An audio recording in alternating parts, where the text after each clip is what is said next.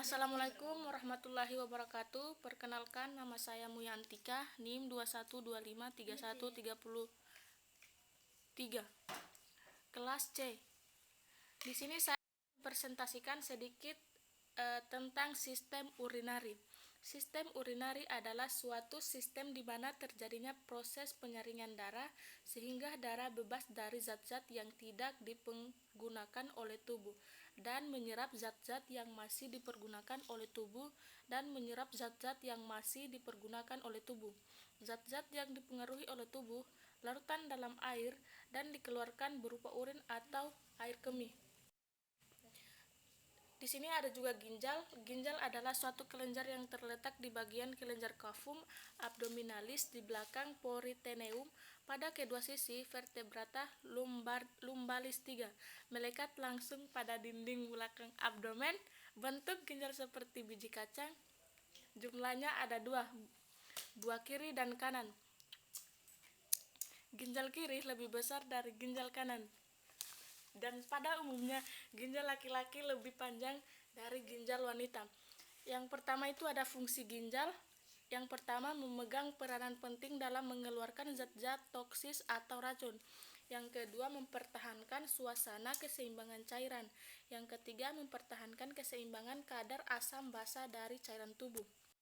Yang keempat, mempertimbangkan keseimbangan garam-garam dan zat lain dalam tubuh. Dan yang terakhir, yang kelima, mengeluarkan sisa-sisa metabolisme hasil akhir dari urin protein. Yang kedua, ada struktur ginjal. Di sini setiap ginjal terbungkus oleh selaput tipis yang disebut kapsula renalis yang terdiri dari jaringan fibrus berwarna ungu tua.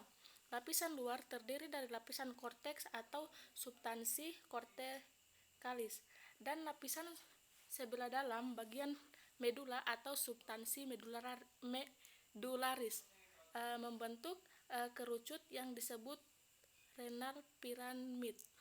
Puncak kerucut tadi menghadap kaliks yang terdiri dari lubang-lubang kecil disebut papila renalis.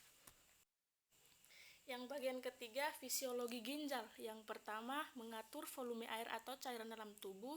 Yang kedua, mengatur keseimbangan osmotik dan mempertahankan keseimbangan ion yang optimal dalam plasma atau keseimbangan elektrolit. Yang ketiga, mengatur keseimbangan asam basa cairan tubuh bergantung pada apa yang dimakan. Yang keempat, ekskresi sisa hasil metabolisme atau urin, asam urat, kreatinin, zat-zat toksis, obat-obatan hasil metabolisme, hemoglobin, dan bahan kimia asin atau pestisida.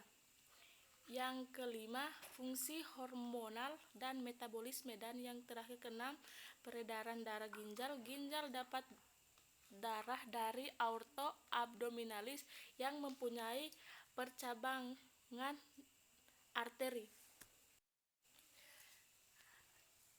Presarafan ginjal yang dapat bersarafan dari plexus renalis atau vasomotor. Saraf ini berfungsi untuk mengatur jumlah darah yang masuk ke dalam ginjal.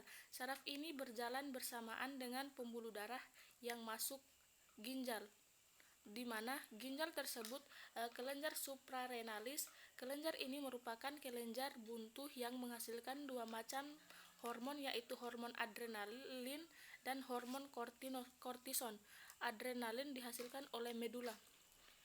Abnormalitas kandungan urin.